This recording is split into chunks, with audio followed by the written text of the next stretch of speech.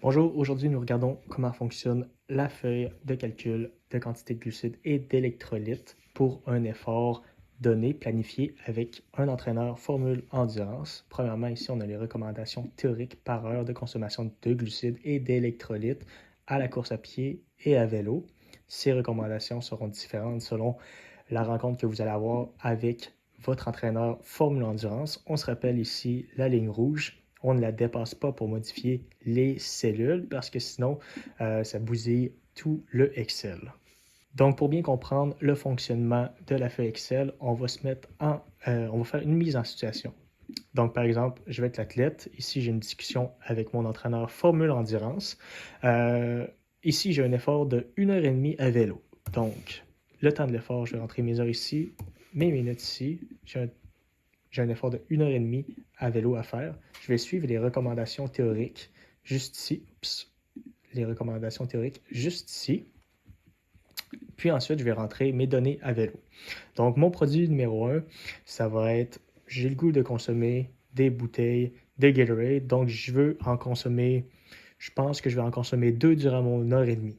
Donc, je me souviens très bien que c'est 36 grammes de glucides et je me souviens que c'est 250 grammes milligrammes de sodium par bouteille. Donc, je vais en consommer 2. Je l'écris 2 fois. Puis ensuite, je veux consommer aussi des petits bonbons de Honey Stinger. Ici, j'ai sorti l'étiquette de valeur nutritive. Ici, il ne faut pas se tromper, c'est pour 6 bonbons. Dans le paquet, si je me souviens bien, il y en a 12, donc on va faire x2. Ici, mon total de carbs, c'est bien sûr 23 grammes. Donc, 23 grammes de glucides, je vais l'inscrire ici. Et on se souvient qu'il y en a 2. Donc, soit on l'écrit 2 fois, ou moi, je vais le calculer comme ça, 2 fois 23. Puis ensuite, il y a combien d'électrolytes de sodium? Désolé, 40 mg. Donc, je sais que on a 2 fois 40, ce qui va donner 80 mg de sodium. Et pour finir, je vais peut-être booster mon sodium. Donc, je vais regarder pour ajouter un quart de cuillère à thé de sel. Donc ça, c'est 0 g de glucides et je me souviens bien que c'est 420 mg de sodium. Ensuite, on regarde dans le nombre de glucides et d'électrolytes que je dois consommer selon les données remplies dans les cellules CO. Ici, c'est les totaux. Donc, j'ai 118 grammes de glucides au total que je vais consommer, plus 1000 mg d'électrolytes que je vais consommer durant ma sortie d'une heure et demie. Et qu'est-ce qui nous intéresse plus, c'est les glucides et électrolytes majorés sur une heure.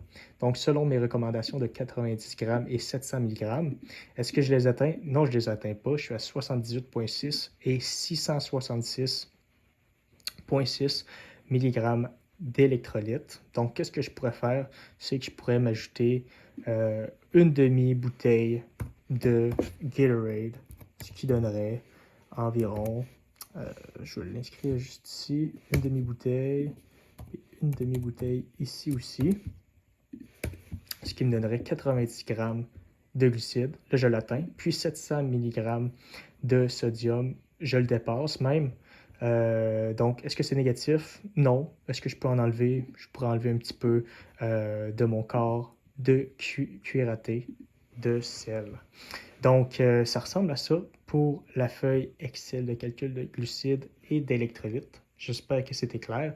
Et si jamais vous avez des questions, bien sûr, vous référez à votre entraîneur Formule Endurance.